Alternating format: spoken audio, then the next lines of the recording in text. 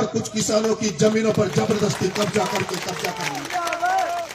और यही नहीं, उसमें जिन लोगों की, जिन किसानों की, जिन माली समाज के आज भी किसानों की जमीन है, उसके बीच में जो आई हुई है, उनमें उनको घुसने नहीं दिया जाता। उसमें कमांडो लगा रखे हैं, पुलिस लगा रखी है, कोई उसमें जा नहीं सकता। जो गौशाला बनी हुई है उसमें केवल गिनती की इतनी सी गायें हैं जो ओम बिरला के उस खेत की जो 3000 बीघा की जमीन पे कब्जा किया है उसकी जो रखवाली कर रहे हैं, उनको केवल उनको दूध मिलता है, बाकी किसी को कुछ नहीं मिलता।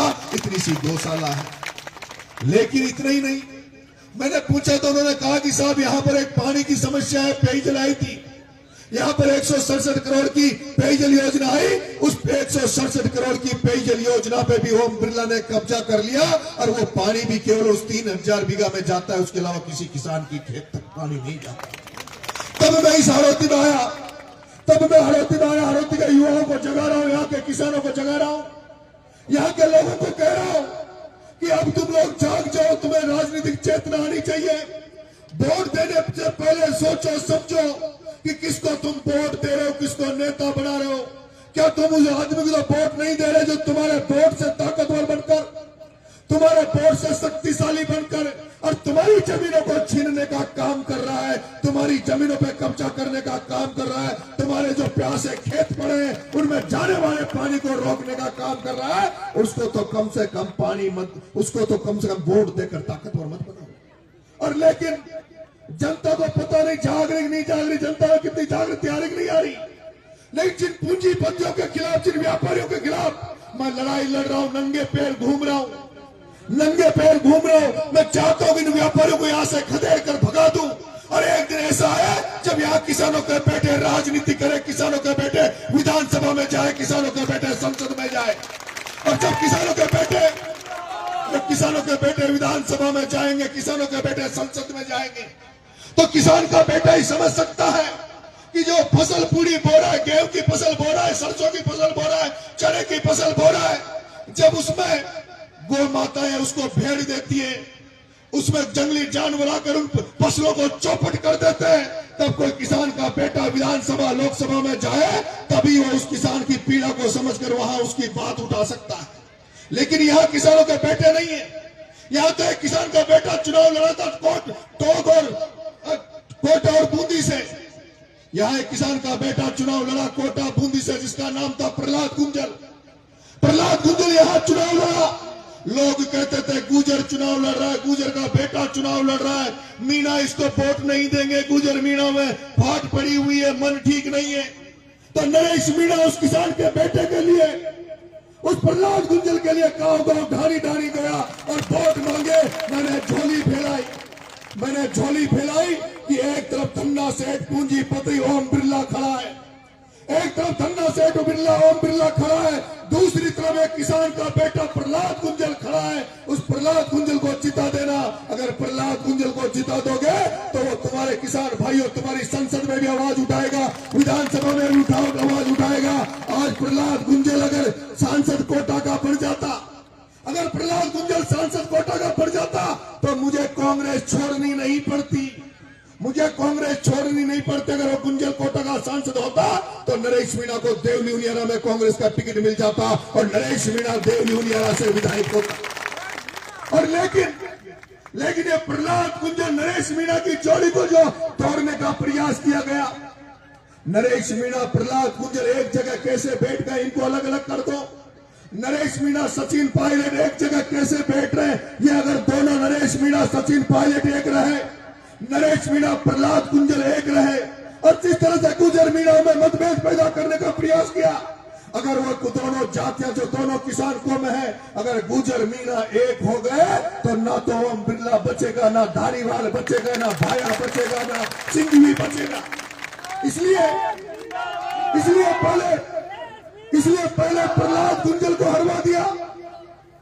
जिन लोगों ने पहले, जब नरेश मीणा प्रहलाद गुंजल के लिए वोट मांग रहा था, गुजर के बेटे के लिए वोट मांग रहा था, उस समय मीणा होने तो जमकर वोट प्रहलाद गुंजल को दिया। लेकिन प्रहलाद गुंजल के कुछ जाति के ऐसे नेता थे जिन्होंने जयचंद बनकर पहले तो गुंजल साहब को चुनाव यहाँ हरा दिया, पहले गुंजल साहब को यहाँ चुनाव हरा दिया, और उसके बाद जब नरेश मीणा अंता में चुनाव लड़ा तो वही सारे लोग जो भाई कह रहा था कि सोराई पाटन का एमएलए, आसपास के एमएलए सारे नरेश मीणा को हराने चले गए कि नरेश मीणा जीत जाएगा तो फिर से किसानों का झंडा बुलंद हो जाएगा। झाली का बराना में जो ओम बिरला ने कब्जा करके बैठा है, जो किसानों का पानी रोक रहा है, उसको नरेश मीणा जिस दिन एमएलए बन जाएगा अकेला ही उसको छुड़वा देगा, अकेला ही उस पर वापिस से किसानों का कब्जा करा देगा। इसलिए सबने मिलकर नरेश मीणा की राजनीतिक हत्या करने का प्रयास किया। मैं हर दिन किसानों के लिए लड़ना चाहता हूं, हर दिन आम जनता के लिए लड़ाई लड़ना चाहता हूं। मुझे डर नहीं लगता, ना मुकदमों से डर लगता, ना जेल जाने से डर लगता। आज आपके धार्मिक कार्यक्रम में आया हूं, लेकिन मैं आपके निमंत्रण में आया हूं। बूंदी से जितने भी निमंत्रण मेरे पास जा रहे हैं, मैं उस प्रत्येक निमंत्रण में आ रहा हूं, क्योंकि मैं देख रहा हूं सबसे ज्यादा जोश, सबसे ज्यादा उमंग, अगर सबसे ज्यादा कोई बदलाव चाहता है तो बूंदी जिले का किसान चाहता है, बूंदी जिले का व्यक्ति चाहता है कि राजनीति में बदलाव हो। इसलिए आपके जो भी निमंत्रण जाते हैं मैं मना नहीं कर सकता, चाहे कितना ही भी काम हो, लेकिन सब कुछ छोड़कर मैं आपके कार्यक्रमों में आता हूं। लेकिन मैं आज आपको एक निमंत्रण देके जा रहा हूं।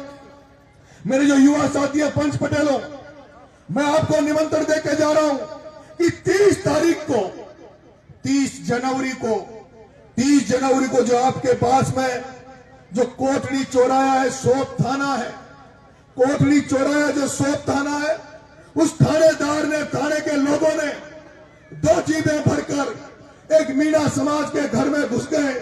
मुलजिम को ढूंढने गए थे, लेकिन मुलजिम था नहीं, कोई नहीं मिला। तो उस घर में माता पिता मिले, एक बुजुर्ग पटेल मिला। उन पुलिस वालों ने, उस सोप के सीआई ने और उसके साथ गए हुए खाकी वर्दी में बैठे हुए गुंडों ने, पुलिस की वर्दी में बैठे हुए गुंडों ने उन माता बहनों के साथ बदतमीजी करी, उनके साथ मारपीट करी।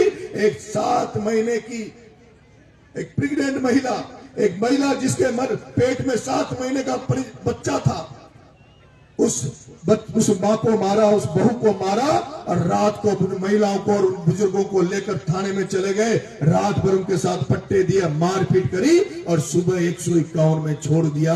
अगर उनका जुर्म होता तो 151 में नहीं छूटते, उनका जुर्म होता तो 151 में नहीं छूटते, लेकिन कोई जुर्म नहीं था, इसलिए लेकिन रात भर मारपीट करी और सुबह 151 में छोड़ दिया।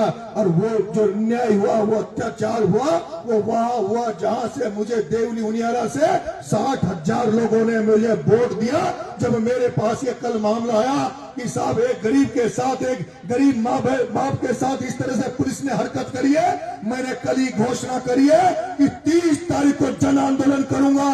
देवली उनियारा की जितनी भी समस्या है उसको लेकर कोटली चौराहे पर धरना दूंगा।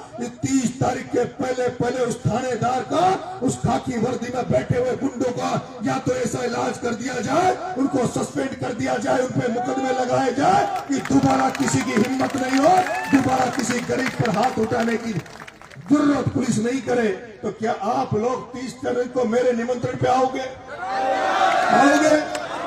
पक्का आओगे?